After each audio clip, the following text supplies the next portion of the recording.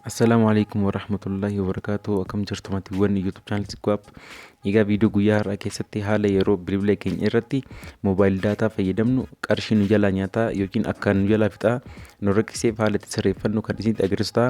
Egaa wanti kun gaaffii hedduu keessaniiti.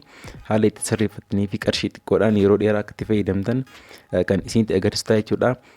Viidiyoo kana hanga xumuraa ilaaluu akka hin daganne namoonni YouTube channel keenyaaf haaraa taatan subscribe gochuudhaan maatii kanatti dabalmaa isin jedha.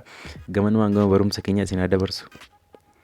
Egaa hordoftoota koo bilbila keenya qarshii akka nu jalaa nyaataa nu rakkiseef karaa nuti ittiin sirreeffannu karaa lama jechuudha.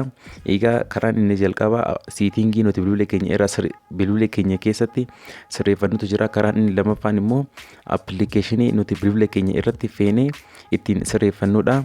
Egaa lamaan isaaniiyyuu walirraa duubaan kan isinitti agarsiisu jechuudha.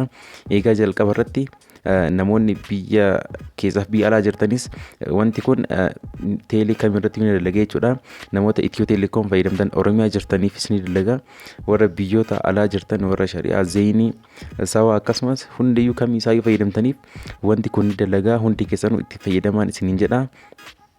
Egaa garuu san irra kana dura wanta kana gochuun dura osoo rasiida yookiin isa paakeejii jedhamu san osoo hidhattanii irra isiniif qusate jechuudha. Egaa jalqaba seetingii bilbila keenyaa keessa seennee seetingii nuti sirreessinu isinitti agarsiisa.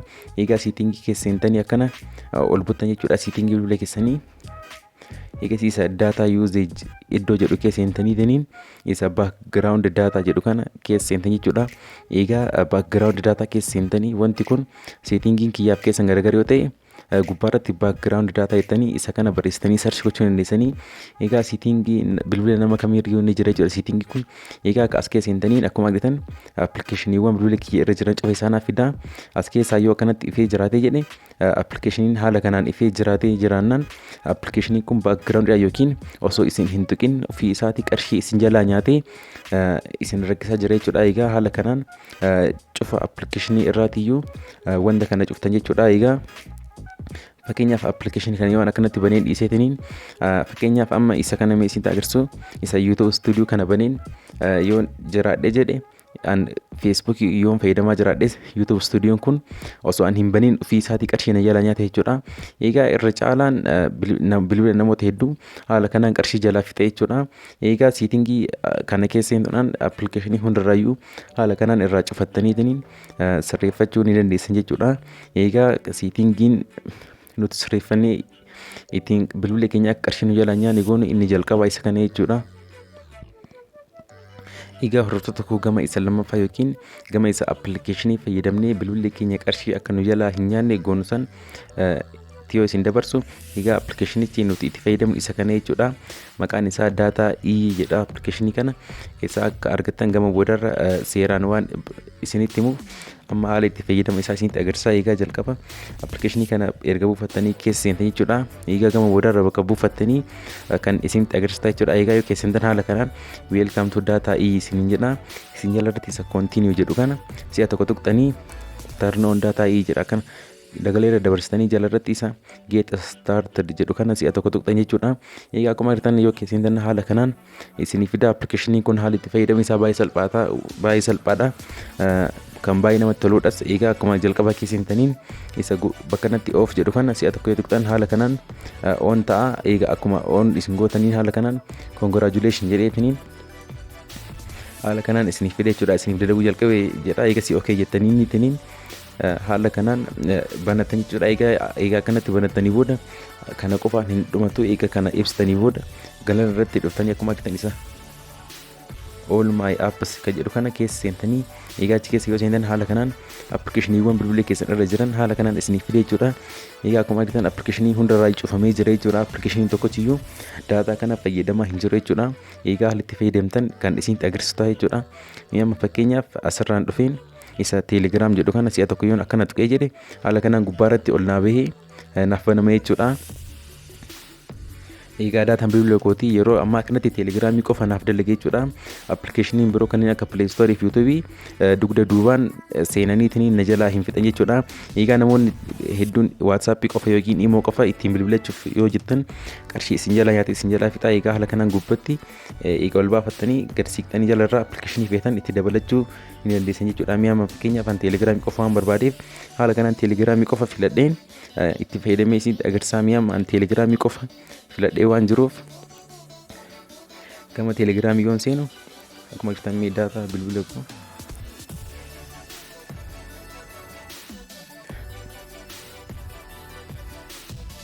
yoon teelegiraamii keessa seene jedhe haala inni itti dalagu isin agarsiisa.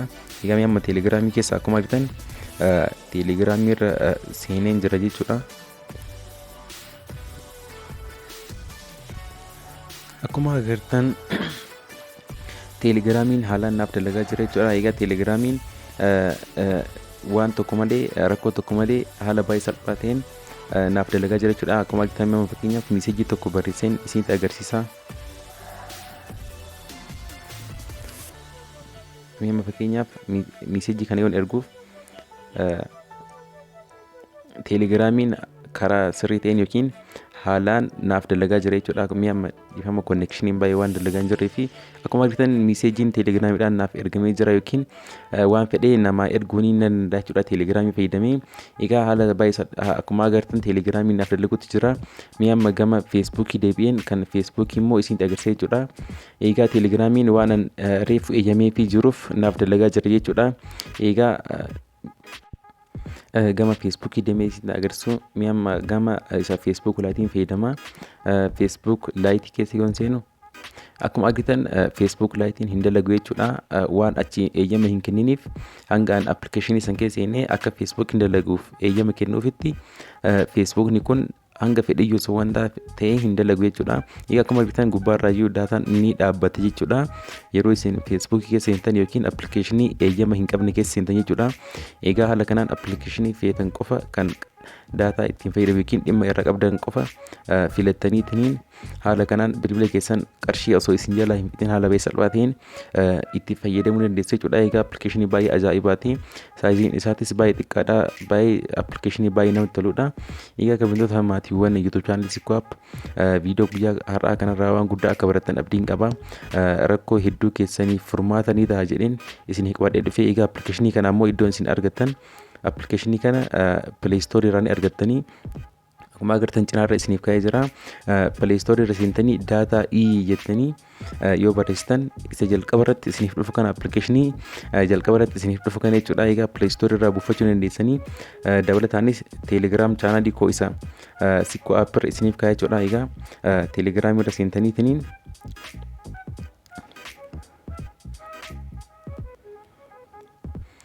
Sikwaap ittanii sarchoo gootan haala kanaan jalqaba irratti isiniif dhufa jechuudha. Egaa chaanaalii isa jalqaba irratti isiniif dhufu kana akkuma agartan achirra isiniif kaa'ee jira appilikeeshinii kana. Liinkii isa asirra jiru kana tuqxaniitiin gama Play Store isin fudhatee achirraa Play Store irraa buufachuu ni dandeessan jechuudha. Egaa maqaan isaa daataa dha. Saayizii isaas baay'ee xiqqaadha. Buufadhaa itti fayyadamaa isiniin jedha. Egaa kabajamtoota maatiiwwan YouTube channel Sikwaap viidiyoon keenya guyyaa har'aa isa kana ture. Namoonni viidiyoo kana haga ammaa osoo laayik hin godhin ilaalaa jirtan viidiyoo kana laayik godhaatti keessaa ba'a isiniin jedha. Namoota jaalataniifis sheer godhaa. Yoo chaanalii kana sabskiraayib hin goone ta'e sabskiraayib gochuudhaan viidiyoowwan nuti gadhiisnu nama kamiyyuu dursee akka isin bira ga'u isiniin jedha. Hanga viidiyoo itti aanu walitti deebinutti nagaatti naaf tura. Baay'ee.